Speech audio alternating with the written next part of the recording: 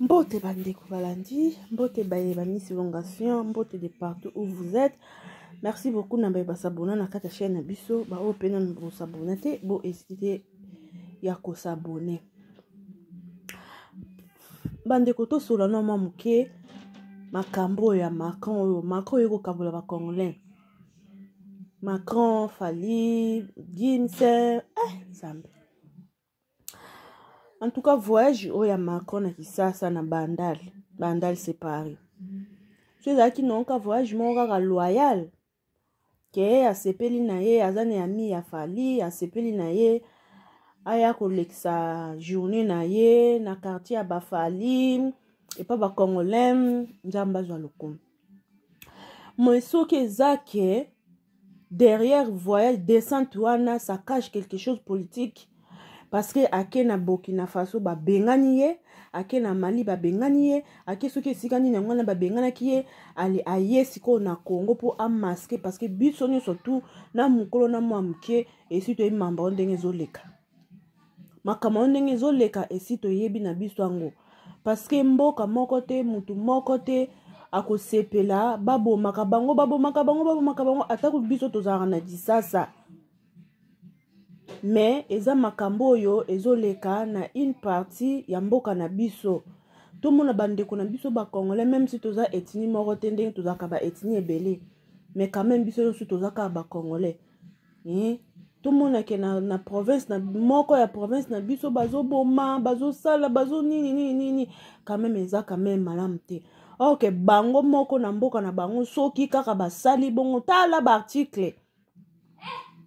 L'article ndenge kobima na uchi ko kota la vidéo moko population ya mboka ya tata mokonzi ya oya yaki Congo na Fali population na ba marché pona nini bazomona ya ça ne va pas siko biso peuple congolais poto lobake loko te to marchera te to sa ke loko te ya ngwana bozo sa biso bongo et ça la passe. Ezo sala passe na biso tozaki mikies to komi ko comprendre nga mamba ndenge kendelaka mamba onde boye mamba ngo ekendela nde boye et ça la passe bandeko siko ba warion bino bo memi ngo na ndenga ki warion OK baninga ba o mema ngo na ndenge ya Congo mobimba toute une nation mais bino bozo memela ngo kaka na ndenga ki warion kaka non bo sala mabe. Soke zake Fali amimaki tata mokonzi ya mboka wana pona kaka makam na bino ba wario pa meate bo enjoy na bino pa meate mais soke et ça se cache quelque et lo moko politique eza caché na se wana non parce que bino ba wario bo lobate ke bo seplande ba bo maba bandeko na biso na este ba warion bo sepela nango te parmi bino ba warion ba Swahili bazali baluba bazali bato este bazali est-ce que boko ndima ke po mingi bato este on bazara baluba ba Swahili bino bo ba kasayen bino yo warion luba na warion Swahili yo kolinga ba boma bandeko na yo na este kuna vraiment solo wana o sepela nango o sepela te so biso ko bato bandundu esa biso passe. Et bon yo warrior Mswahili yo warrior ya muluba. Pas nini yo kake ndeko no Mswahili ndeko no muluba bazo boma bazo violer bazo kata mitu bazo kata bazo sala o nyonso balingi. Alors il est temps biso mutu nyonso surtout azwa conscience. Ta ba sentiment eza lisusu te.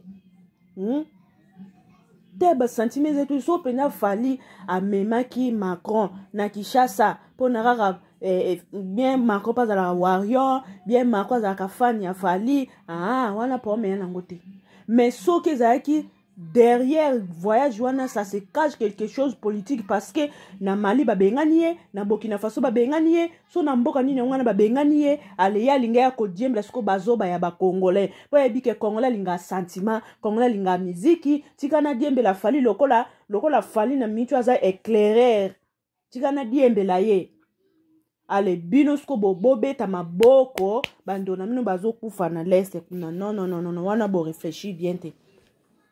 Alors descente ya tata wana to akitaki na kisasa kuna bato basepelaki ba wario basepelaki ba memeli bango makona bandali basepelaki alors bato misusu pe basepelaki te po bamemi yango na ndenge ki politiki basepelaki te alors bandeko na nga nasepeli na intervention ya era nasepeli na intervention ya era nasepeli pe na intervention ya papa Lianza mais papa Lianza moi conseil na opesa moi conseil na koki ko pesa yo papa so ebi ko loba français te loba lingala pardon même si oso ana mutu na téléphone mutu ana loba français zala à l'aise na langue ozo maîtriser bien pour modèle lobeleli français on a évité papa Lianza ozaka mutu maboke yango zo meki maboke yango partout na évité o loba likam elo musu na kama ba congolais likambo ozoloba eza très important mais o memela on na ba ventir moi mutu azwa sérieux mambo oloba eyate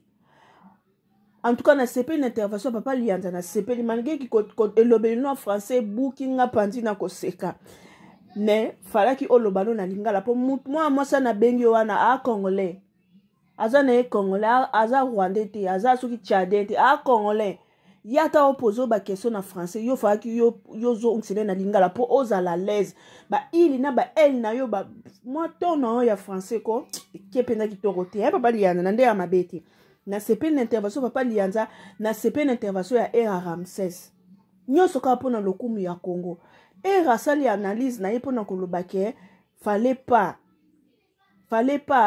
bomema Macron na Kinshasa parce que batu nyoso tout éveil conscience quoi patriotique éveil conscience batu nyoso tout ba comprendre déjà système déjà ngondenge ba kendela kinango donc il est temps maintenant biso pe to jouir lokola batu nyo surtout parce que to babomi biso mingi to nyo kwami mingi il est temps maintenant biso pe to se retrouver Era lobe mabete mais ba warion bo fini moi mobali ya bato pourquoi msubino bo memaka makamyo surtout kana ba sentiment eza malamu te eza vie ya bato vie ya popi ya mboka mobimba o eza enjeu alors so bino mo bo telemite muto temela bino azate bo moni ndenge ba français ba psali marche ba marcher so pe mukoloni yangwana ba marcher so kiti parlement so kiti wapi yangwana kwani balingi bolamu ya mboka la balingi bolamu ya ba vie na bango pourquoi pas péter biso ba congolais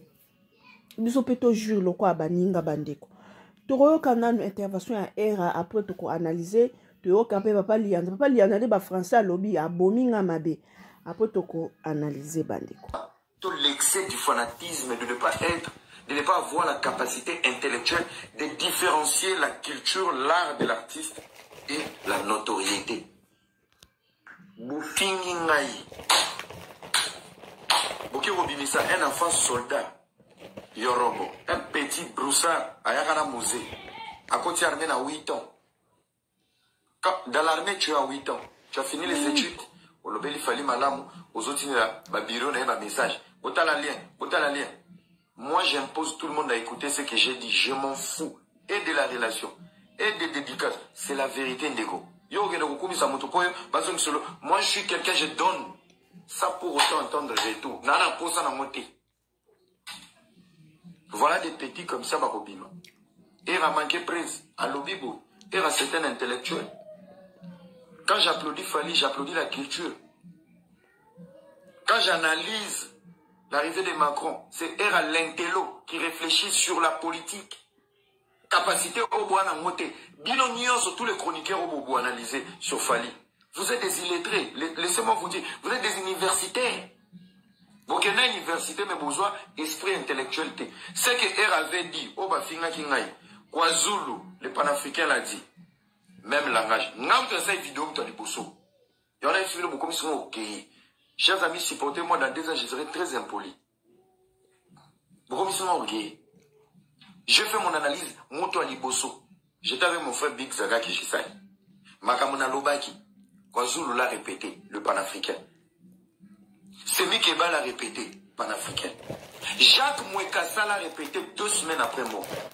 Maître Gims vient de dire ça. Frère, si vous avez un bino, vous avez un bino. Vous avez un bino, vous avez un bino, vous avez un bino. Tu analyses un bino, vous avez un téléphone. C'est parce qu'on est waouh. Na longwe na ma musique. Vous voyez ma musique. Banalise. Boya sauté. Je ne savais pas que la musique congolaise était un monde des abrutis. Nakoyaka les sous-sautés. Naela binoka touche moi ya sincérité. Garçon zanga bakan. Garçon zanga koteri. Je dis la vérité, j'applaudis, je critique, je dis des choses. Nazana pour ça numéro mutute. Oui, on peut savoir enveloppe 2000, 5000, 500. Lobby au coin na mbebana koko lobate parce que na lay mbongolo. Apana. Voilà la réponse à vous mes frères. Et l'on a qui bateau fallu comprendre que fallu doit savoir au jour d'aujourd'hui, il n'est pas le fallu du Congo mais de l'Afrique. Mokile est là. L'Europe est là. La liste est ma meilleure personnalité influente dans l'Afrique, Azanakati. Il n'est pas n'importe qui. Ma débat n'a vu la musique bocha de côté. Ça veut dire, bisika on tient le colo. Ce qui est intérêt à Congo et Zati, dans l'Afrique, il nous a trahis. Chico, n'invitez pas nous. Le jour d'aujourd'hui, il n'est pas le fallu du Congo, mais de l'Afrique. Mokile est là. L'Europe est là. La liste est ma meilleure personnalité influente dans l'Afrique, Azanakati. Il n'est pas n'importe qui. Ma débat n'a vu la musique bocha de côté. Ça veut dire, bisika on tient le colo. Ce qui est intérêt à Congo et Zati, dans l'Afrique, il nous a trahis. Chico, n'invitez pas nous. N'attendez pas bilo. Ton bilo, il va la papa. Vous avez même un, tu vas voir un abruti, le roi Pétion Alexis. Alexis, aïe. Ouais, era, balé bambongo, bakabole, bambongo, pour pas nuire fali. Petit, moi je parle pour l'intérêt général. Je parle pour toutes les générations. Fali peut défendre les Maliens. Fali peut défendre les Ghanéens. Fali peut défendre les Angolais. Il est l'image de l'Afrique. C'est un fils de l'Afrique. On parle de la notoriété. Le pouvoir extérieur en dehors de la musique. On ne parle pas de son cœur. Fallait un cœur pour aider, il a fait une fondation. Fallait un cœur pour aider, il a donné un financement à l'hôpital des Panzi de Dr Mukwege. Fallait un cœur aujourd'hui, il a fait du forage. Il fait ceci, il fait cela. On ne parle pas du cœur. Musicalement, le mec, il est blindé. Il n'y a rien à reprocher. On parle de la notoriété. Quand tu expliques la notoriété, il y a une photo fondation. Tu expliques le pouvoir de la notoriété, il y a une image de Masaki. Tu expliques la notoriété, il y a Elio Badon. Vraiment. Ça passe dans le Congolais, hein? Le mec, il a compris. Et Brigitte et Macron, il a besoin. Il y a ART, mais image politique. Il a décliné. Un artiste intellectuel intelligent qui comprend. Tant que temps à texte à Gims, c'est le seul musicien, même dans l'album Nassika. Il a tiré ses pots Kalgame. C'est pas mal de la mission à Warrior. Bolingabo en a raison, le petit frère à Jésus. Babimi, c'est vidéo, mon Gims qui dit les gens pensent que c'est moi qui va finir la guerre. Parce que comment il faut obliger. Écoutez-moi très bien. Lorsqu'on est dans la notoriété, il faut avoir un engagement. L'engagement, c'est ce qui vient du cœur. Gims n'avait pas un engagement avec les Congos parce que le Congo est PC l'autorité. Akolina Poto, il est congolais, il a sa situation, il est ce qu'il est. C'est Fachi qui a séduit Gims. Il y a un qui aux autres passeport français, je vais te donner plus que les passeports français. Soit passeport diplomatique. Le passeport diplomatique, c'est un passeport de service. Ça veut dire qu'il y a un engagement.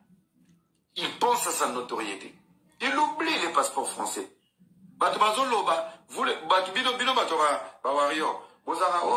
Gims a lobby parce qu'il va publier les passeports français. Mais na nationalité, na passeport diplomatique, na un passeport diplomatique. Est-ce que vous voyez que les diplomates vont faire la liste? Expliquez-moi, mon papa. Mais mon camion, c'est un sentiment. C'est très important. Mon camion, c'est un sentiment. Baninga bazo kufa kuna. Classe, c'est important. Bande on a maï. passeport diplomatique et l'équipe a passeport nyonso. C'est un passeport de politique, c'est un passeport oyo et l'équipe a passeport nyonso. Un diplomate va contrôler la été. Qui a dit? C'est pour l'année. Pour la fierté à drapeau? Non. C'était pour son business, pour sa musique. Donc en Australie, il a le passeport congolais. Résident français. Mais il a passé toute sa jeunesse, ses études en France. Il faut visa, il faut boy, il faut boy. Donc, ça veut dire même quand il pète un câble, il n'a pas la possibilité d'être spontané pour dire qu'il faut la voyager si cool. Le passeport congolais, passeport à tiers monde. Ce n'était pas pour devenir français. Gims a comme un millionnaire congolais. Gims a comme tout ce qu'il est Gims congolais. Azaï Oben n'a un passeport français pour permettre un déplacement et un avantage. Parce que soit il n'a pas avantage, mais la vanille au sommet à Paris a préféré qu'il ne venda dans Maroc. Quand on fait un passeport diplomatique, une responsabilité, on comprend que un passeport diplomatique, une nationalité, na diplomatique, naza kutu na avantage que la nationalité. Pour la nationalité, il faut témer madame Longo, aux à la vieille, mais diplomatique, il a vert, sauf que si il a un passeport diplomatique, c'est qui Gims. Oh, l'artiste, valise n'est pas aussi mbaté, pas contrôler. Est-ce que tu m'entends? Qui peut me dire amen? Amen. Il faut tout le temps que ça va Amen. mais oya epele boza ba eboso na mutu. Banda kuna Paris a préféré qu'il ne venda na Maroc. Quand on fait un passeport diplomatique, une responsabilité, on comprend que na passeport diplomatique, na nationalité, na diplomatique kutu naza kutu na avantage que la nationalité. Pour la nationalité, il faut témer madame Longo, aux à la vieille. Mais diplomatique, il a vert, sauf que si il a un passeport diplomatique, c'est qui Gims. Oh, l'artiste, valise n'est pas aussi mbaté, pas contrôler. Est-ce que tu m'entends? Qui peut me dire amen? Amen. Il faut tout le temps que ça va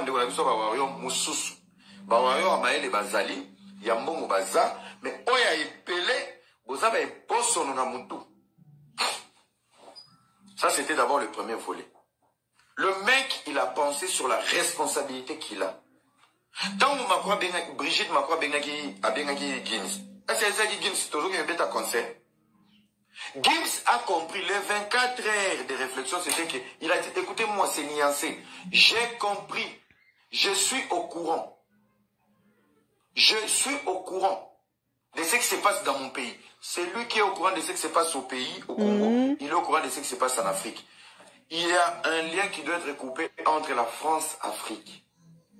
Au Mali, au Burkina, en Guinée. Et le Congo, il n'y a plus des intérêts de la France. Congo RDC. Il faut un voyage embelli. Vous pensez que Macron était bête d'aller comme ça à Kinshasa, sans pour autant faire l'étude de cette population? Qu'est-ce que cette population aime? La musique. Si on ramène un artiste international qui vit en France, Gims peut apaiser les tensions. Si ça ne marche pas dans la politique, nous on va gérer avec l'artiste international. Gims a dit, j'ai compris, c'était politique. Il n'y avait pas des intérêts musicaux. Il s'est retiré. Je pris 24 heures pour réfléchir. Gims il a codé quelque chose. Papa. Ada zoba ngobilo bokenda ba classe te. Brigitte Macron a bengio. Ok, nena Macron a Kinshasa. Gims qui dit ça m'a pris 24 heures pour réfléchir. Quelles étaient les clauses? Pourquoi pas ne pas dire oui ou non? Les 24 heures, il y a réflexion. Pour répondre à la première dame française, il y a un souci. Les détails fournis étaient des détails politiques et non artistiques. Il faut être un intellectuel pour comprendre. Donner, on veut jouer sur ma notoriété pour manipuler mon peuple qui pleure. Est-ce que nous amène à bien? Amen. Amen, papa, fongo l'église. Le fanatisme rend idiot. Le fanatisme rend bête. Il vous faut un jeune courageux qui va assumer les risques et les dangers pour vous expliquer que vous êtes un peuple distrait, que vous êtes une jeunesse pourrie, l'image de l'insulte, de l'humiliation. Gims s'est retiré. On a servi notre artiste Fally Ipupa. Il a profité de l'opportunité. Le blanc, il te donne à gauche, il retire à droite. Il fallait commencer par où? Yagana l'Élysée. Aïe Élysée. Honneur. On va poster. Il était à l'Élysée. Nasuka, on sera chez toi. Tu vas nous accueillir. Les diables. Et Gibbs qui dit dans le discours, je suis au courant de tout ce qui se passe chez moi. Ce n'est pas seulement la famille, les objectifs. Voilà. Analyse dans salle qui. Macron a quitté le Congo le dimanche à 13h. Dans la salle analyse à 16h. Les Warriors m'ont insulté. Je suis parmi les seuls jeunes. Nalingara contact. Nalingara gloire. Quand je parle de Fally Ipupa, je parle de Fally Ipupa, l'artiste. Il a des chiffres qui fait de lui le numéro 1. Il a tout ce qu'il faut pour faire de lui un guide aujourd'hui, un modèle de la musique. Et ça ne m'empêche pas d'expliquer à sa team et à son public et à l'artiste que tu es le number 1 dans la musique, mais tu t'étais retrouvé au mauvais moment, au mauvais endroit, avec une mauvaise personne mal intentionnée, là ça tenait que ça la crime. J'ai analysé, j'ai pas culpabilisé Fally. Macron c'est un criminel dans la tête. Il allait faire un crime pour sauver l'image de la France à Bandal, pour sauver son image vis-à-vis de la presse. Il fallait maintenant trouver qui va t'accompagner. Et ça, ok, mboka, moi, ya sika. Moi, il place, ok, koboma. Ou le chauffeur à moi, na mboka. Il est dans les banzela. Donc, il fallait que le roi chauffeur, il connaît les routes. Accompagne-moi. Tu peux accompagner quelqu'un sans pour autant savoir l'intention de la personne. Bande konangai. Sko mabeni ni era lobiawa. Nyoso ka pona lokumu ya Congo bandeko. Kandi na uta koloba ne bande. So ezaki nango pona voyage moko artistique. Nyoso pona lokumu ya musique ya Congo.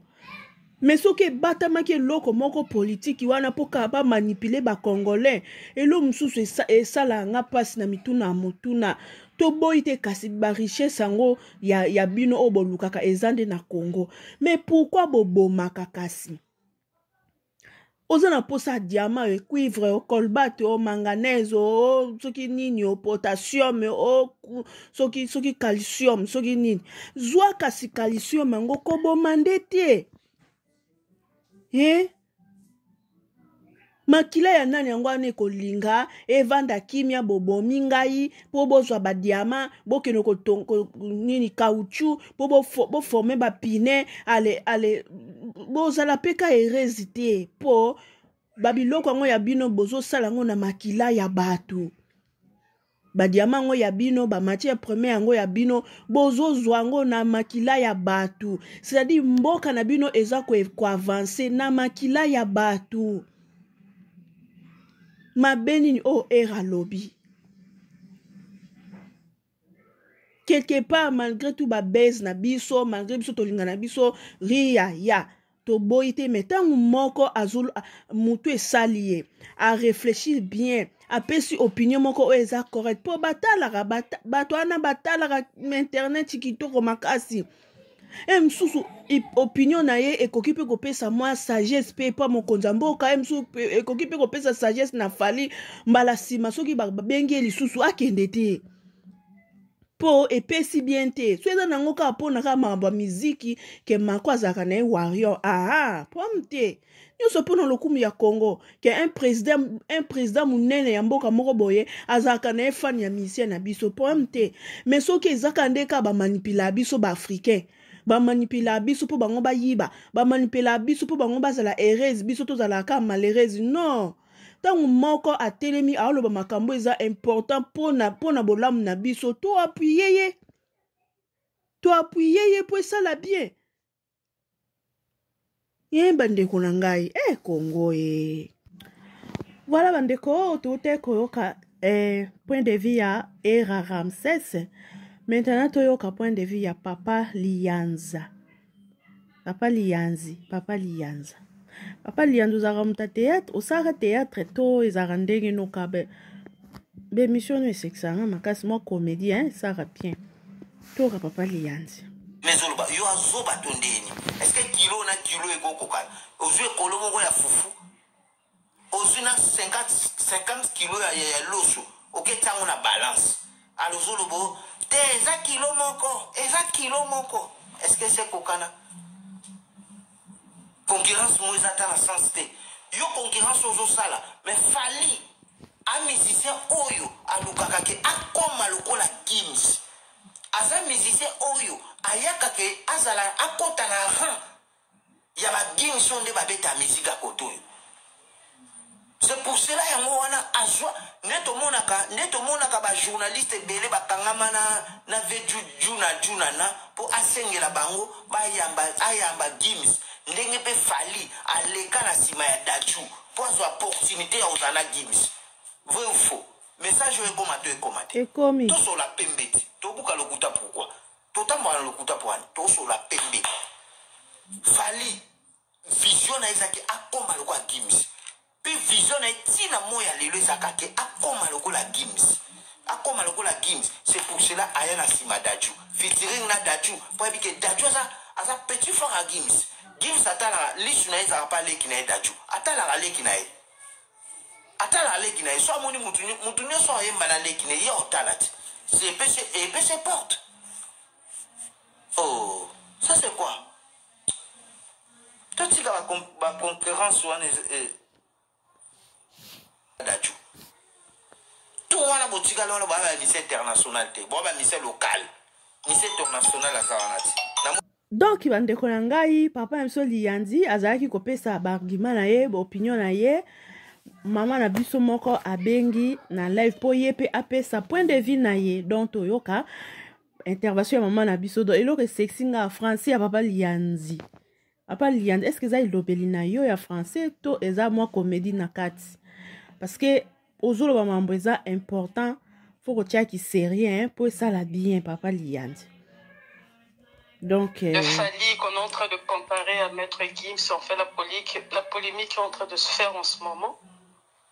Parce que je trouve qu'il n'y a même pas lieu en fait qu'il y ait de polémique.